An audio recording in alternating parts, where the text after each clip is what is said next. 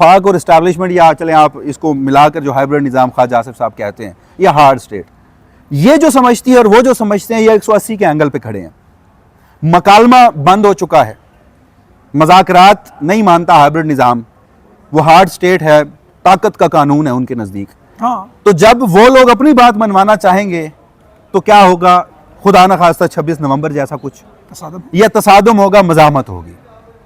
अब उस मज़ामत में होना है नुकसान हर हवाले से। पख्तूनख्वा की गवर्नमेंट भी उस पर स्टेक पे आ सकती है और लोगों का भी नुकसान हो सकता है। इसलिए सुहेल आफरीदी साहब अभी तक इसे सब्जेक्ट टू इमरान अप्रूवल रख रहे हैं। इस सारे मामलात में इतना बड़ा जुआ खेलने से पहले इमरान से पूछेगा तो सही ना। उसकी इमरान खान से मुलाकात नहीं हुई जब से इमरान खान कैद में है, तो इसलिए वो मुलाकात मांग रहे हैं। अब दूसरा सवाल आपका ये हो सकता है कि अगर मुलाकात ना हुई सो व्हाट नेक्स्ट। अगला सवाल तो यही है। हाँ। अस्सलाम वालेकुम, नाज़िर बलोच हाज़िर खिदमत हूँ। जैसा कि आपके इल्म में है कि नवंबर एक मरतबा फिर आने वाला है और नवंबर में एक तहरीक भी सामने आने वाली है, और साथ ये कि पिछले साल नवंबर जो सानिया हुआ उसको भी 1 साल बीतने वाला है। और इस बार क्या होने जा रहा है, मेरे साथ वसीम मलिक मौजूद हैं जो अभी 2-3 दिन खैबर पख्तूनख्वा के जो नए वज़ीर जो हैं आला हैं उनके साथ भी रहे, मुख्तलिफ चीज़ों को देखा भी। पूछते हैं कि खैबर पख्तूनख्वा इस बार किस पिच पे खड़ा है, क्या देख रहा है, क्योंकि खैबर पख्तूनख्वा ही अमूमन इस तरह की तहरीक को लीड करता है, आगे आता है और जितनी भी रुकावटें होती हैं वही लोग हटाते हैं। क्या देख रहे हैं वसीम? सबसे पहले तो खुश आमदीद, क्या देखा है आपने और क्या समझते हैं कि क्या पक रहा है वहाँ पे लावा? जिस अंदाज में हमने देखा कि वज़ीर आला साहब यहाँ पर अदालत में दरवाजे दस्तक दी, कोर्ट हुक्म के बावजूद, अदालती हुक्मनामे के बावजूद मुलाकात तक नहीं करने दी गई। अच्छा देखिए, पख्तूनख्वा में इस वक्त 2 बड़े मामलात हैं। एक मामला उसमें खालिसतन पाकिस्तान तहरीक इंसाफ का है और वो है इमरान खान की रिहाई, और पख्तूनख्वा का एक बड़ा तबका, अक्सरियत जो है वो इस मामले के साथ खड़ी है। दूसरा मामला है वहाँ के अमन का, IBOs या मिलिट्री ऑपरेशंस के ख़िलाफ़ वहाँ के लोग जो हैं वो बरसरे आवाज़ हैं। ऐसे में सुहेल आफरीदी साहब ने इन्हीं गुज़श्ता 3 दिनों में एक जरगा किया हफ्ते के रोज़ खैबर की तहसील बाड़ा, जो अगेन एक ट्राइबल एरिया है जहाँ पर माजी में भी ऑपरेशंस होते रहे हैं और जहाँ अब भी तालिबान की मौजूदगी की इतलात हैं। और दूसरा 2 जलसे उन्होंने किए, एक कर्क और एक 4 सदा में, और वहाँ पर उन्होंने इमरान खान की रिहाई और दीगर मामलात के हवाले से। तो ये दोनों चीज़ें सेपरेट हैं। अगर हम सबसे पहले इमरान खान की रिहाई के हवाले से आ जाएं, या फिर सुहेल आफरीदी साहब के हवाले से कि इमरान खान ने अगर उन्हें इस वक्त फ्रंट सीट दी है, अपना ओपनिंग बैट्समैन डिक्लेयर किया, तो वो क्या करने जा रहे हैं। तो मेरी बल्कि हमारी दोस्तों की सदीक जान साहब थे, मैं था, रिजवान गिरजई साहब थे, हमारे दोस्त असद चौधरी साहब, फिजान अशरफ साहब, हम लोग गए तो हमारी CM साहब से मुलाकात हुई, तफसीली मुलाकात हुई, सवाल जवाब हुए। ये सारे सवाल जो आप पूछ रहे हैं या जो आवाम पूछना चाहते हैं, हमने उनसे सवाल जवाब किए, कुछ ऑफ द रिकॉर्ड थे।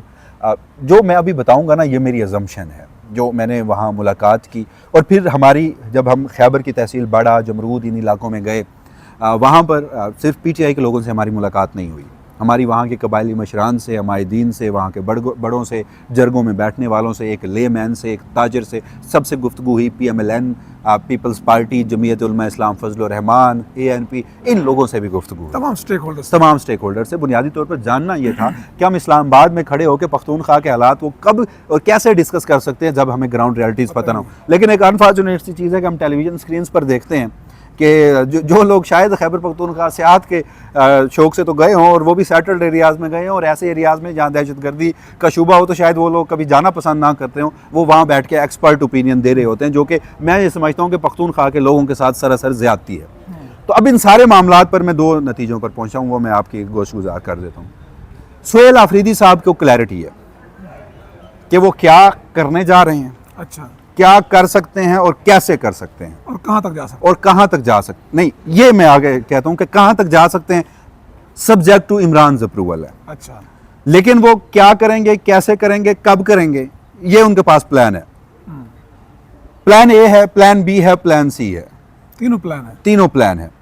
इमरान खान की रिहाई के हवाले से भी, अमन के हवाले से भी, दोनों मामलात पे।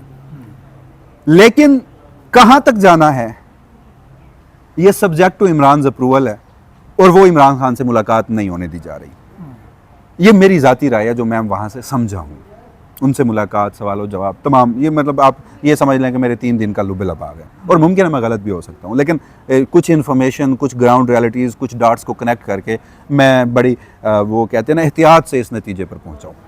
दूसरा इस मामले में दिलचस्प पहलू वो ये है कि सुहेल आफरीदी साहब के हवाले से जो पख्तूनख्वा के लोग समझते हैं, वो इमरान खान के बाद अगर किसी को अपना मसीहा समझते हैं तो वो सुहेल आफरीदी को समझते हैं। अच्छा, पहली बार ऐसा हुआ है कि पीटीआई की क़यादत बतौर पीटीआई एक जमात, बतौर पीटीआई एक तंजीम पख्तूनख्वा की, बतौर पीटीआई की जो ज़ैली तंजीमें आईएसएफ और यूथ विंग और पख्तूनख्वा की हुकूमत और पीटीआई का सोशल मीडिया सब एक पेज पे हैं।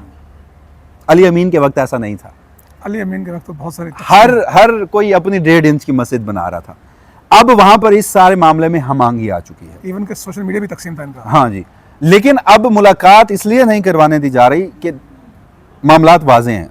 अमन का मामला हो, इंटेलिजेंस बेस्ड या मिलिट्री ऑपरेशंस का मामला हो, या इमरान खान की रिहाई का, पख्तूनख्वा के स्टेक होल्डर्स, वहाँ की आवाम और जो वफाक और इस्टेब्लिशमेंट, या चलें आप इसको मिलाकर जो हाइब्रिड निज़ाम ख्वाजा आसिफ साहब कहते हैं, या हार्ड स्टेट, ये जो समझती है और वो जो समझते हैं, ये 180 के एंगल पे खड़े हैं।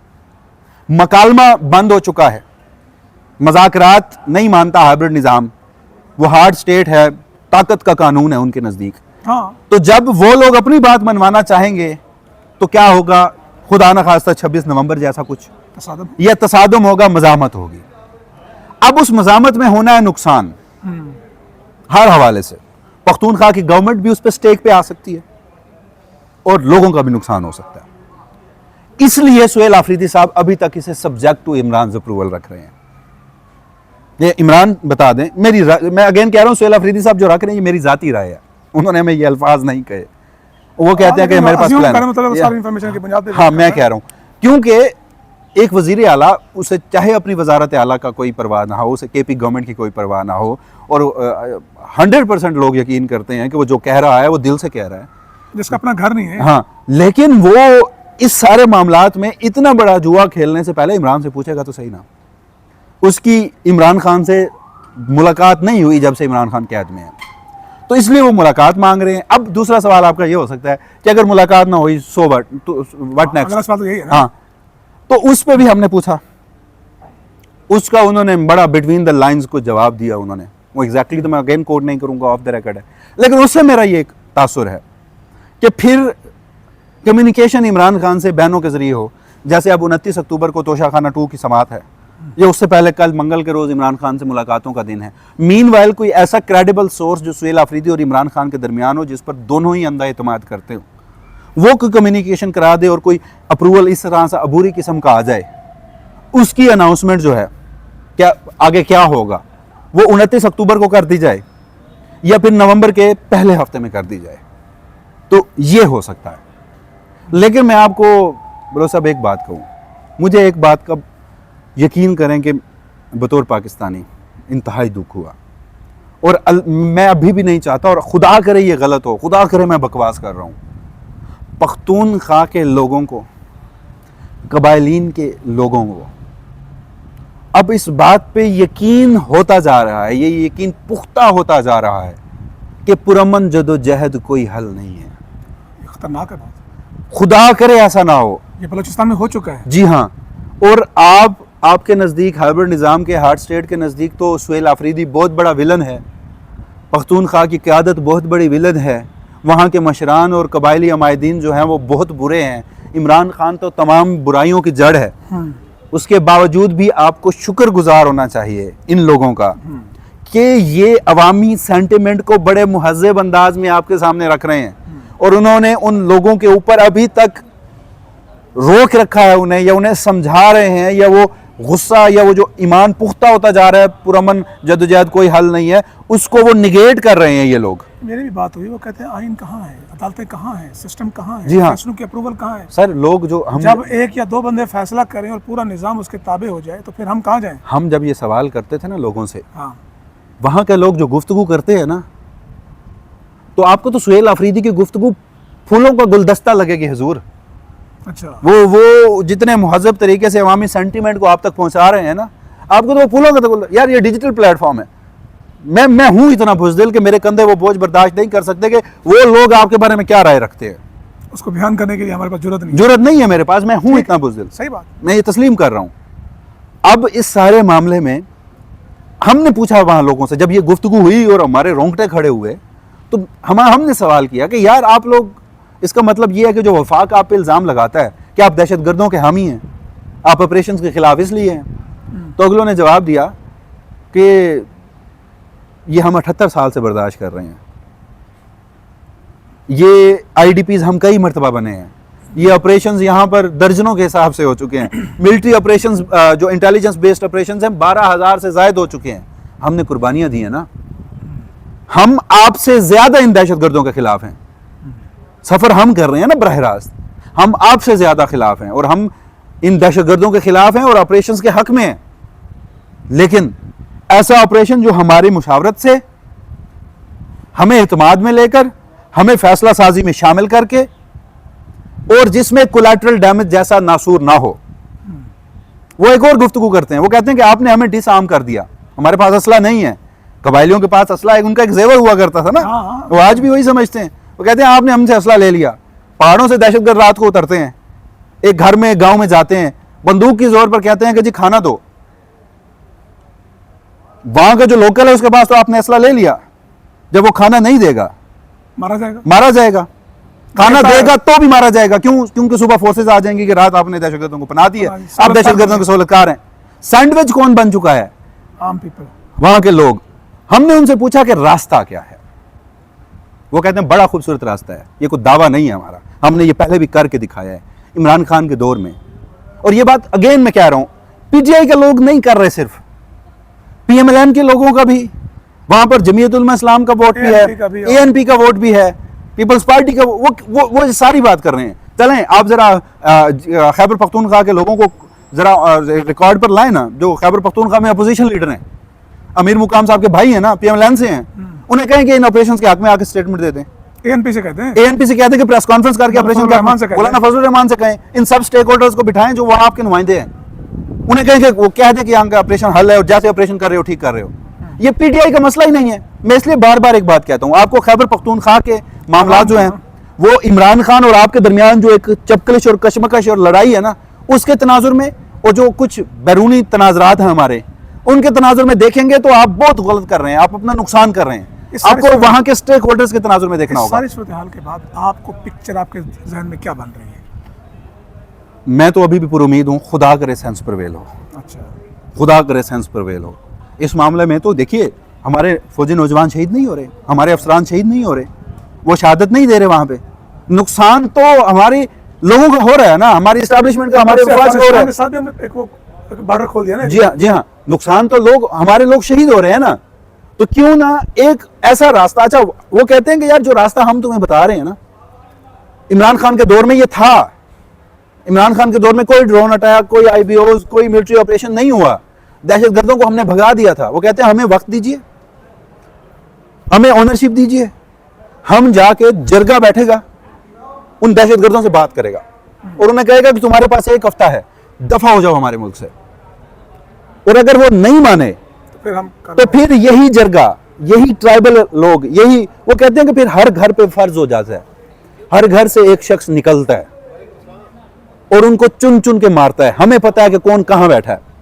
वो कहता है कि जब हमें पता है कि किस पहाड़ पे कौन कहां क्या कर रहा है, तो दूसरे फरीक को क्यों नहीं पता? इस पर जो गुफ्तगू करते हैं ना, वो इस पर जो जवाब देते हैं ना, माजरत मैं वो भी यहाँ नहीं बता सकता। अच्छा, आपको क्यों लग रहा है कि ये नवंबर क्यों इतना इंपॉर्टेंट है? देखिए, ये इसलिए भी लग रहा है कि इमरान खान साहब ने अली अमीन गंडापुर साहब को जिस टाइमिंग पे हटाया, मतलब अली अमीन गंडापुर साहब तो वज़ीर आला गालबन 26 नवंबर के बाद ही नहीं रहे थे ना इमरान की नज़र में। सियासत में वक्त बड़ा अहम होता है, इस पे लोग कयास राइयाँ कर रहे हैं कि नवंबर में कुछ और भी, हालांकि हर 3 साल बाद होता है, अब 5 साल बाद हुआ करेगा।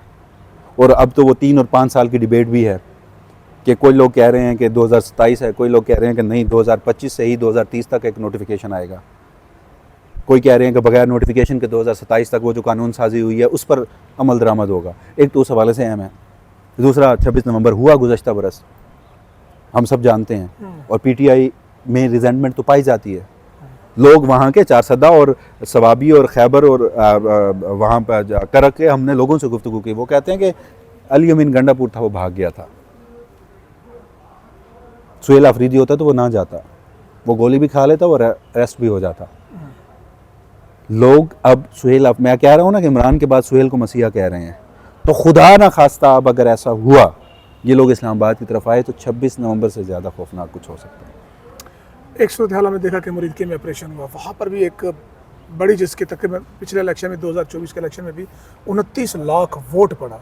29 लाख वोट है तो कम से कम आप घरों का हिसाब लगाएं कितने घर होंगे। जिस तरह ऑपरेशन हुआ, जिस तरह की क्या घटाया गया, ऐसी सूरत हाल में ये वाक़या होता है तो अपने पंजाब में भी एक सेंटीमेंट वो कर दिया है, तो बड़ा नुकसान ही हुआ। नवंबर का जो महीना है, मैं अगेन कह रहा हूँ ना कि वो जब हम जो इन्फॉर्मेशन लोगों से लेते हैं या लोगों से बात करते हैं, और उसको फिर एनालाइज कर रहे होते हैं कि क्या हो सकता है। अब हम सहाफ़ियों के पास कोई, अल्लाह माफ़ करे, मुस्तकबिल या हम प्रिडिक्ट तो कुछ नहीं कर सकते, हम सिर्फ चीज़ों को एनालाइज करके एक मंजरनामा क्रिएट कर रहे होते हैं, तो जब वो बनाते हैं तो खौफ आता है। सही बात है। बहुत शुक्रिया वसीम, इंशाल्लाह अपने कीमती फीडबैक से ज़रूर आगाह कीजिएगा। इजाज़त दीजिए, अल्लाह हाफ़िज़।